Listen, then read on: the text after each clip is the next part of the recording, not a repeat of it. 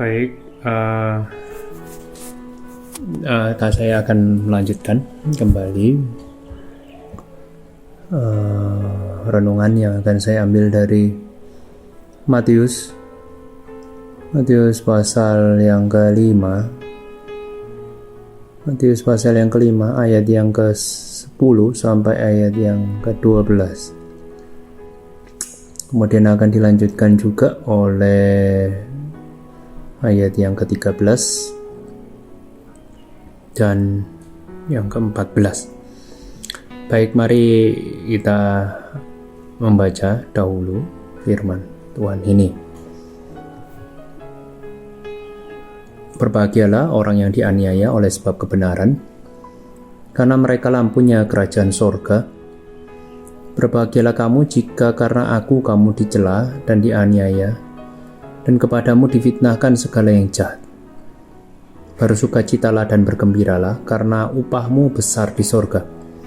Sebab dengan demikian juga telah dianiaya nabi-nabi yang sebelum kamu. Kemudian 13, kamu adalah garam dunia. Dan yang ke-14, ini secara singkat saja, dan kamu adalah terang dunia. Baik, mari kita berdoa. Bapa kami ada di sorga, terima kasih untuk firman yang baik dan benar yang sudah disabdakan oleh Tuhan kami Yesus Kristus sejak berlampau ribuan tahun yang lalu. Kami berharap kepadamu Tuhan, sertai dan berkati kami supaya kebenaran-Mu tampak nyata di dalam apa yang kami baca.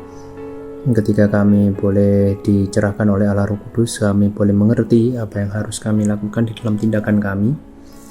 Sebab oleh karena kami bertindak, dan tindakan itu yang menyebabkan kami dibenarkan oleh Tuhan. Dan bukan kebenaran kami sendiri yang nyata, tetapi kebenaran Kristus yang lebih nyata. Sehingga kami merupakan satu kebenaran bayangan, di mana kami boleh juga ikut serta di dalam kemuliaan Kristus bersama. Terima kasih Tuhan, hanya doa kami demi nama Tuhan Yesus. Amin. Baik, saat ini saya akan memberi tema di dalam renungan kita adalah jejak dari kaum martir. Ya, tentu kita mengerti di dalam Matius 5 ini adalah kumpulan dari khotbah di bukit, dan ini nanti juga ada padanannya dengan kitab Injil yang lain, misalnya di dalam Lukas juga tentang masalah kalimat-kalimat berbahagia dan juga kalimat kutuk ya di dalamnya. Di dalam hal Matius ini tentu ini ada hubungannya.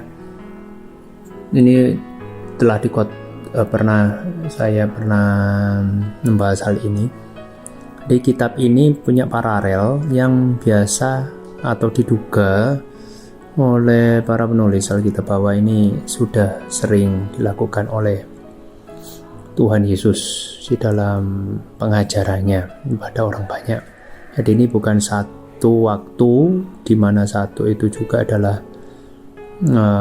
waktu yang khusus sehingga ini tidak terulang kembali, tetapi ini memang bisa jadi ada satu waktu yang punya nuansa seperti demikian. Tetapi saya yakin ini juga sering dilakukan oleh Tuhan Yesus, di mana Tuhan Yesus juga melakukan satu pengulangan untuk masalah kerajaan surga khususnya ya. Tetapi ini salah satu varian yang kita boleh percayai, ini adalah dari Tuhan kami, Tuhan kita Yesus Kristus. Ada contohnya kita bisa melihat dari sini ayat 10. Berbahagia orang yang dianiaya oleh sebab kebenaran. Nah, kebenaran di sini adalah satu kebenaran yang punya arti tentunya ya. Kebenaran ini beda dengan kebenaran yang mungkin dilakukan oleh definisi-definisi orang-orang yang beragama. Di sini katakan karena mereka empunya kerajaan surga. Nanti akan dibahas kembali apa itu kebenaran. Dan ini adalah orang-orang yang mempunyai kebenaran itu adalah dipunyakan juga atau memiliki juga kerajaan surga, atau mereka yang akan mewarisi kerajaan surga.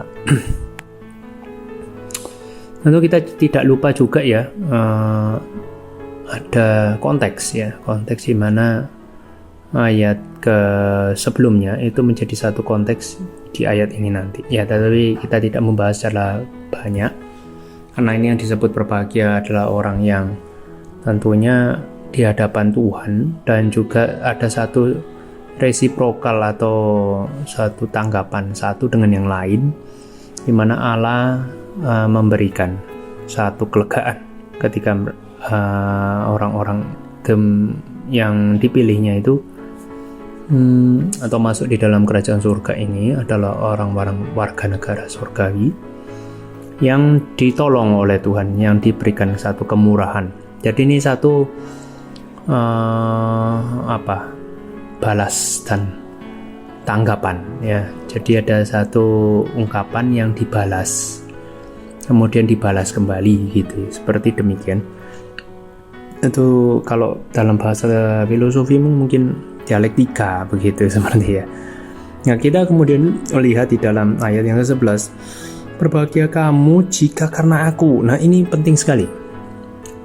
Jika karena aku, dan ini di dalam bahasa aslinya juga sama, juga karena aku. Ini adalah subjek dari sesuatu yang sangat penting ya, karena dikatakan di sini aku di sini pasti tentunya Tuhan Yesus ya, Tuhan Yesus. Dan di sini kita melihat sebenarnya Tuhan Yesus berperan sebagai kenabian. Tetapi kenabiannya memiliki satu makna bahwa ada fungsi yang ada di balik itu, yaitu fungsi keberwakilan Allah ya. Dan kita tahu sebenarnya ini belum diungkapkan Tuhan Yesus pada saat itu, tetapi sebenarnya secara teologis kita mengerti bahwa Tuhan Yesus memiliki satu warisan keimaman ya, yang mengajarkan kebenaran firman ya. Dan kita melihat misalnya di dalam fungsi kenabian ini sendiri sebenarnya mewakili kealahan itu sendiri, bahwa yang diungkapkan oleh Tuhan ini adalah firman Tuhan, dan ketika diungkapkan oleh para nabi tentu itu mewakili Allah itu sendiri ya. Jadi kita melihat nanti di dalam konteks jauhnya bahwa memang Tuhan Yesus adalah Allah itu sendiri, dan juga anak Allah itu malahan ya, karena mendapatkan informasi itu dari Allah Bapa. Dan ketika Tuhan Yesus mengatakan berbahagialah kamu karena aku, maka di sini adalah mempunyai paralel dengan kebenaran ya, bahwa sang kebenaran itu telah dinyatakan oleh Allah melalui mulut anaknya, yaitu Tuhan kita Yesus Kristus. Dan ketika kebenaran itu, yaitu kebenaran karena dianiaya oleh firman, oleh orang lain, sebab firman yang ditanggungkan atau dibebankan kepada orang yang mempercayai firman, dan itu disebarkan kembali oleh orang itu tersebut, maka itu yang disebut kebenaran. Dan kebenaran ini mempunyai nilai subjektif, bahwa subjeknya adalah Kristus ya.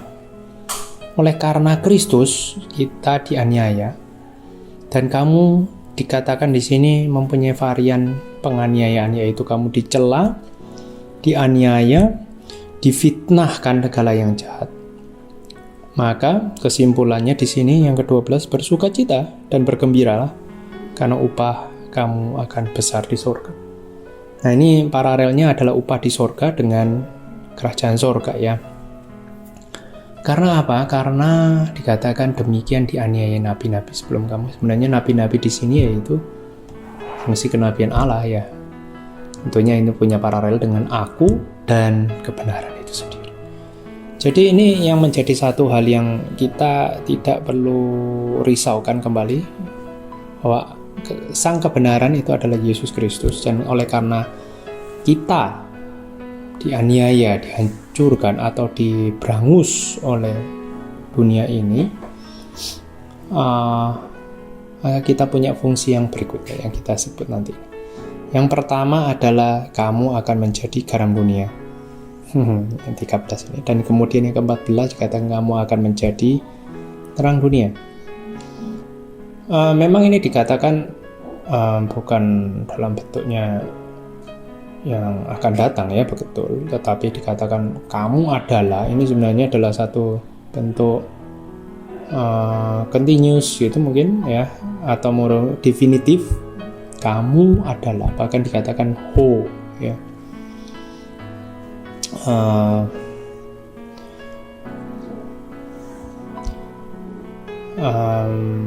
Jadi adalah satu bentuk yang tentu ya, dan memiliki satu keberadaan yang pasti. Yang pertama adalah garam sebagai yang asin atau memberikan suatu warna dalam dunia. Dan dicontohkan jika itu tidak asin maka ya tidak ada gunanya. Kemudian kamu adalah terang, di situ tidak ada satu hal yang lain, tetapi menjadi satu pembalikan kesinisan. Untuk apa jika terang itu disembunyikan ya? Tentunya tidak mungkin itu terjadi, tetapi terang itu akan ditunjukkan, dan terang itu diletakkan di satu tempat yang strategis. Nah, ini yang perlu kita ketahui, bahwa tempat yang strategis di sini akan memberikan dampak kepada semua orang ya. Dan bukan hanya itu, tetapi juga memuliakan Bapa di surga. Jadi di sini ada kalimat dua yang negatif ya. Yang pertama, untuk apa selain dia dibuang, diinjak orang, tetapi tidak mungkin itu juga disembunyikan. Ini di dua hal yang sangat koneks ya. Dua-duanya sama, baik rasa asin maupun terang. Tentu di sini ada hubungannya dengan bagaimana orang yang sudah percaya atau membawa beban kebenaran itu harus memiliki daya untuk dianiaya, begitu, daya untuk dianiaya.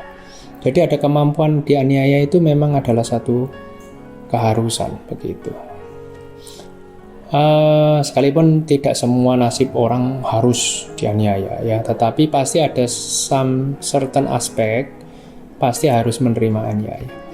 Saya akan sedikit kontraskan dengan apa yang dikatakan oleh Bapak Gereja Clemens ya, Bapak Gereja Clemens mengatakan di dalam suratnya ya, surat yang pertama, bahwa Paulus dan Petrus merupakan contoh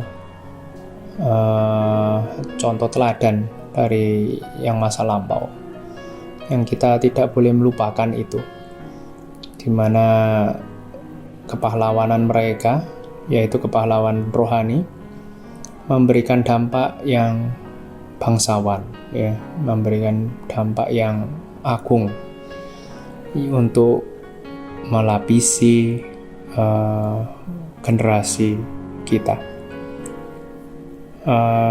Jika melihat apa yang diteladankan oleh Paulus dan Petrus, atau Paulus, maka tentu kita menjadi satu hal yang